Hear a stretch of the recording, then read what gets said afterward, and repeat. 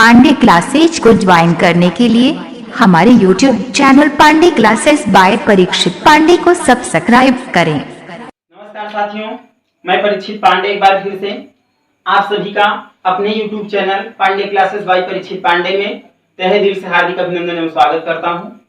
साथियों, कल की क्लास में मैंने आप लोगों को प्रश्नावली आपकी 2.5 प्रश्न संख्या 12 तक मैंने आप लोगों को पढ़ाया था। आज आपका नेक्स्ट क्वेश्चन आता है प्रश्न संख्या 13 जो आपके स्क्रीन पर है। कह रखा है x plus Y plus Z equal to 0 हो तो दिखाइए कि X cube plus Y cube plus Z cube equal to 3xyz होता है। मतलब इस x plus Y plus Z को लेकर के आपको प्रूव करना है कि इसका जो वैल्यूएशन होता है X cube plus Y cube plus Z cube equal to 3xyz के बराबर होता है। तो बच्चों सिर्फ इसी को हल करना है। ध्यान रखना क्या कह रखा है।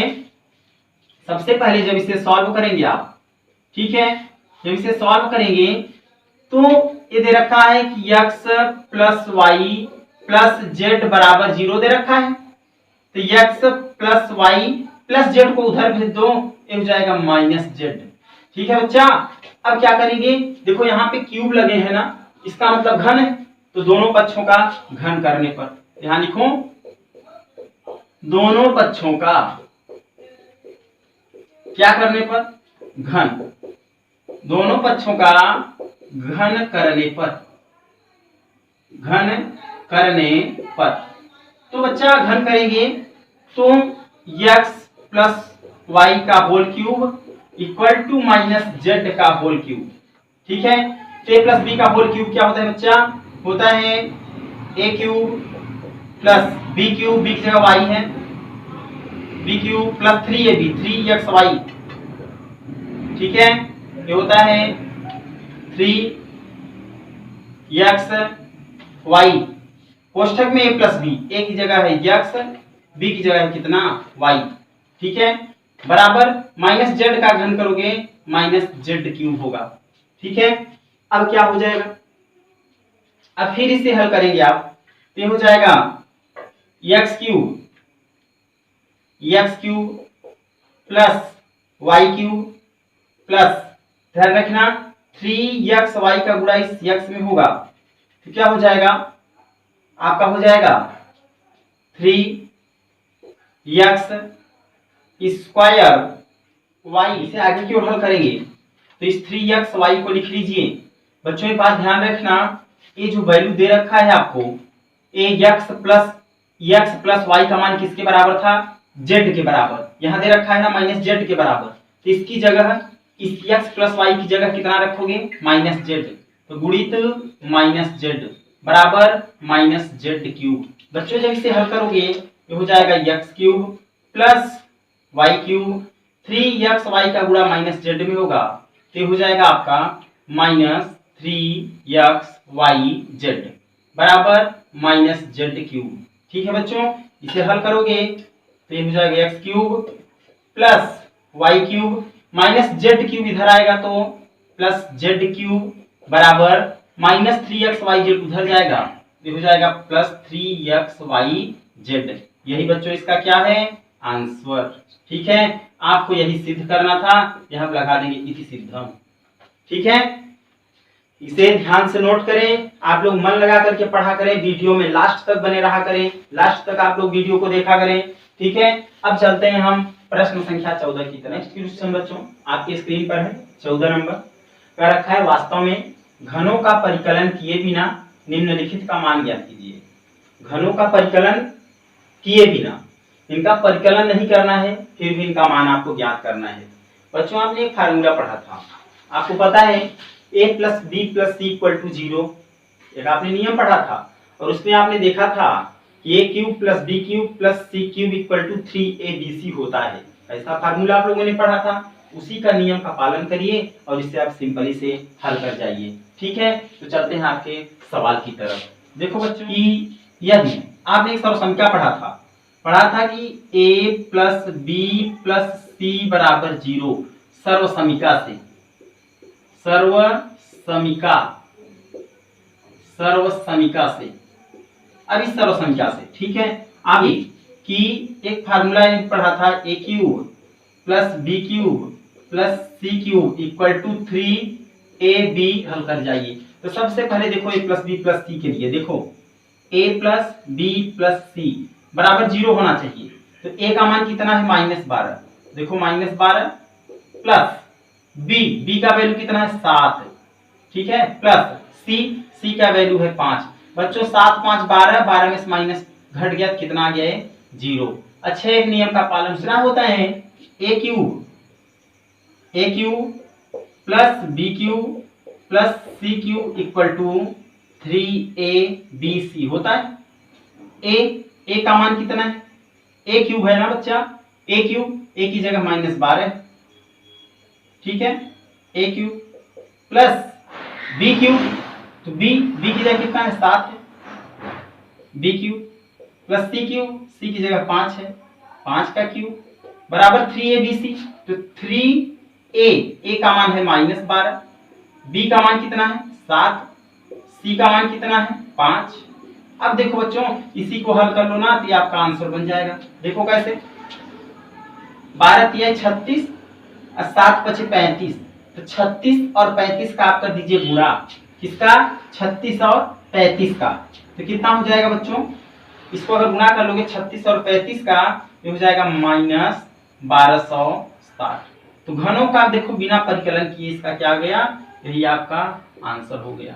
ठीक है, अब आगे का जो क्वेश्चन है ये आपका दूसरा नंबर क्वेश्चन है। तो बच्चों दूसरा स्वतः आप करोगे, ठीक है, दूसरा स्वतः आप करेंगे, ये आपके लिए है। ठीक है बच्चों, हम चलते हैं नेक्स्ट प्रश्न की तरफ।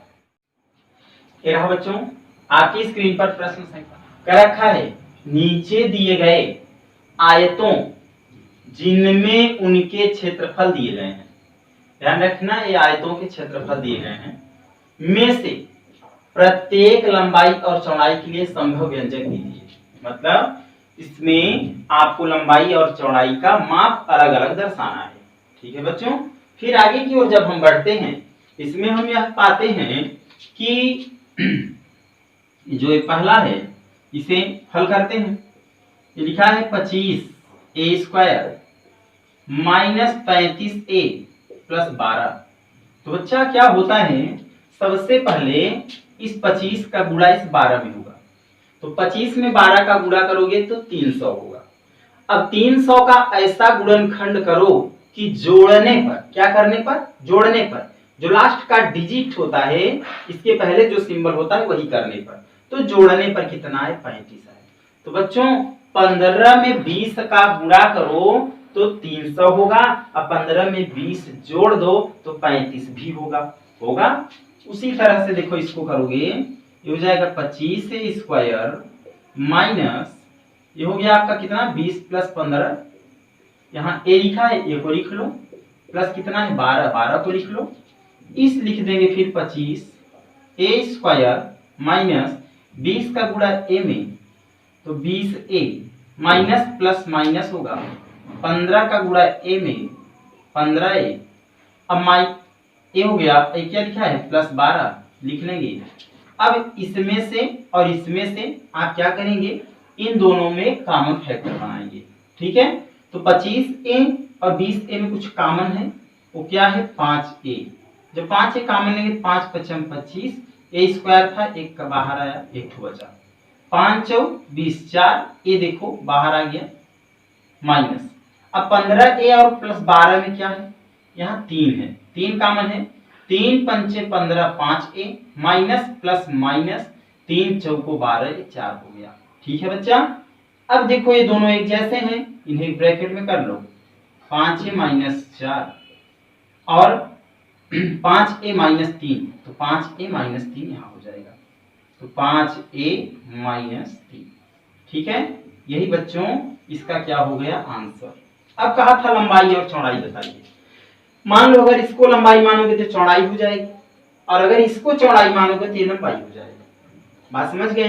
तो लिख सकते हैं आप कि लंबाई कितना है, लिख दीजिए 5a - 4, और चौड़ाई कितना है,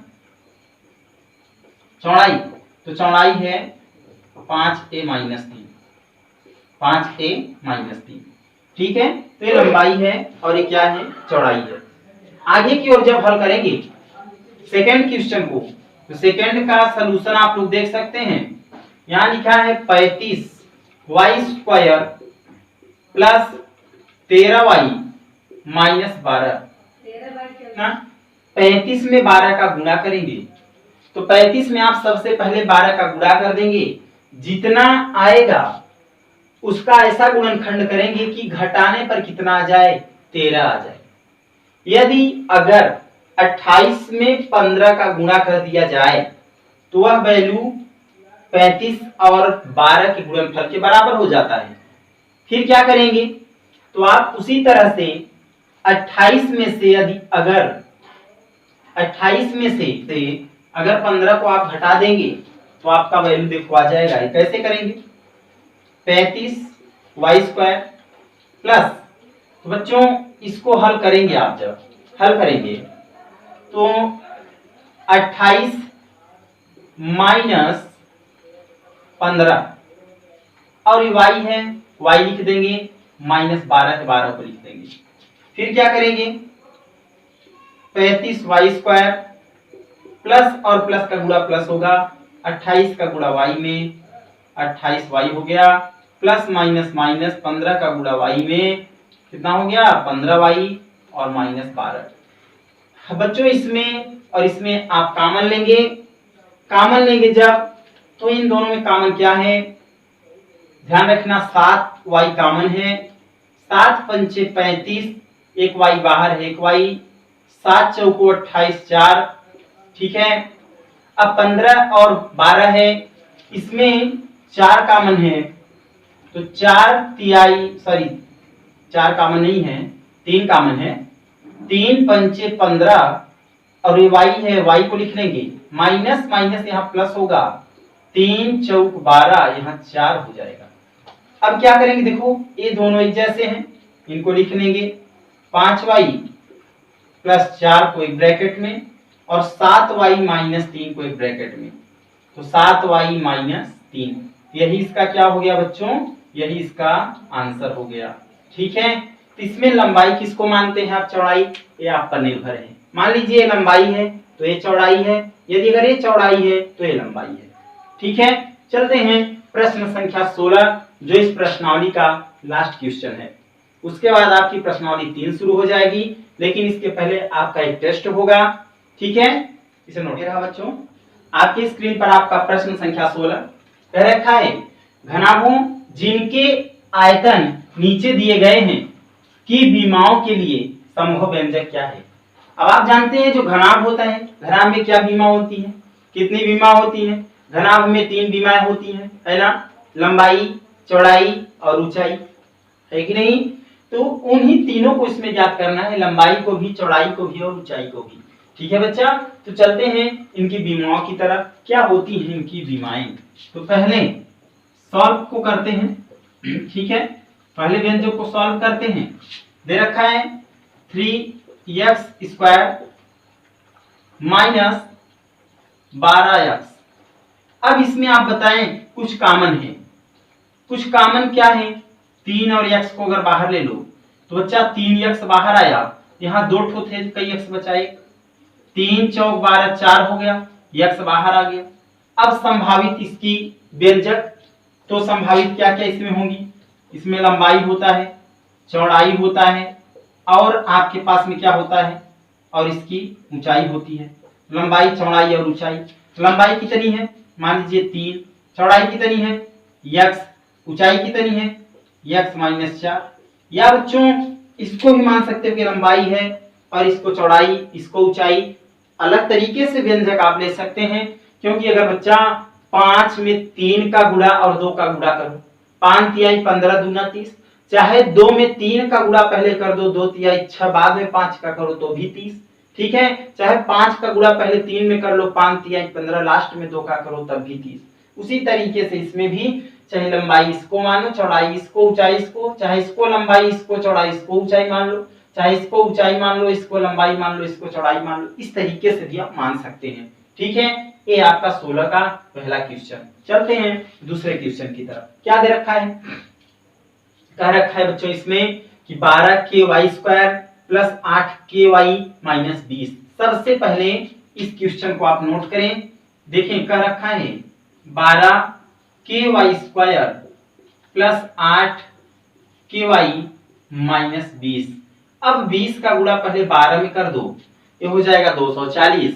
240 का ऐसा गुणनखंड करो कि घटाने पर 8 है। कितना है? 8 है। तो बच्चों 6 8 आना चाहिए। कितना? 8। तो आपके पास में घटाने पर 8 है, तो आप क्या कर सकते हैं? इसको आप क्या कहेंगे घटाने पर अगर आए तो? गलत छवि है आपकी, यहाँ पे के होगा। अब देखो, अब इस सवाल का नजरिया पूरा बदल गया। देखो कैसे बच्चा, सबसे पहले अगर यहाँ भी के है तो सबसे पहले इसमें कुछ कॉमन है। वो कॉमन क्या है? 4k। यदि 4k को कॉमन लोगे 4 तिहाई 12, के बाहर आ गया, y अब y है, यहाँ बचा y²। 4 दूनी 8 और के बाहर आ चुका है, तो यहाँ बचा क्या? y माइनस 4 पंचे 20, बच्चा हो गया 5। ठीक है, अब क्या करेंगे? 5 तिहाई 15, 5 तिहाई 15। इस 15 का ऐसा गुणनखंड करें कि घटाने पे कितना आए? 2 आए। तो बच्चों 5 तिहाई 15 होता है, 5 में से 3 घटा दो, कितना आएगा? 2 आ जाएगा, है ना। इसको लिख लीजिए, ये हो गया आपका 4k। ठीक है, अब इसको लिखेंगे 3y² प्लस 5 तिहाई 15 होता है, 5 में से 3 घटा दीजिए, यहाँ बगल में y है, y को लिख लो, और ये माइनस 5 है। ठीक, इसको लिख दीजिए 4k, यहाँ लिखेंगे 3y² प्लस 5 का गुणा y में तो क्या होगा बच्चा? 5y, 3 का गुणा y में तो 3y, और माइनस कितना? 5 हो गया। अब क्या करेंगे? इसमें 4k को बाहर रहने दो, इसमें कुछ कॉमन है। देखो इसमें कुछ कॉमन है, तो कॉमन है तो y है, तो y है कॉमन, तो यहाँ क्या बचेगा? यहाँ बचेगा 3y और प्लस क्या? 5। इन दोनों क्या कॉमन है?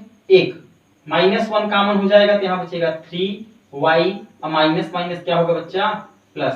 तो a हो गया आपका कॉमन। ठीक, अब देखो ये दोनों एक जैसे हैं, इन्हें ब्रैकेट में कर लो। तो 4k आपका पहले था, 4k को लिख लो, क्या ब्रैकेट में आएगा? ये 3y, तो ध्यान रखना 3y प्लस 5 और y माइनस 1, y माइनस 1। तो बच्चों इसमें ये लंबाई है, ये चौड़ाई है, ये ऊंचाई है, या ये ऊंचाई, ये लंबाई है, ये चौड़ाई है, ये ऊंचाई है। ठीक है, यही आपका क्या हो जाएगा? आंसर। ठीक है साथियों, तो आज की क्लास बस यही से समाप्त होती है। आपकी प्रश्नावली 2.5 समाप्त हो गई। नेक्स्ट प्रश्नावली आपकी आएगी 3। कौन सा? 3। प्रश्नावली 3 आएगा। अब हम पहले आप लोगों का टेस्ट लेंगे, टेस्ट लेने के बाद देखेंगे आप लोगों ने कितना पढ़ा है, उसके बाद ले चलेंगे आपको प्रश्नावली 3 की तरफ। आप लोग खूब मन लगा के पढ़ें, मैं सारे क्वेश्चन को कर रहा हूं, आप लोग कॉपी बना ले, उसमें नोट करते जाएं, वीडियो को लास्ट तक देखा करें। देखें कुछ करेंगे क्या? कुछ पाना है तो कुछ खोना भी है, सोना कम है पढ़ना ज्यादा है। समझ पा रहे हैं? अब आप लोग थोड़ा सा बड़े हो रहे हैं, ऊपर लेवल की ओर बढ़ रहे हैं, यही आपका क्रम है जहां से आप बिल्कुल सुधर सकते हैं।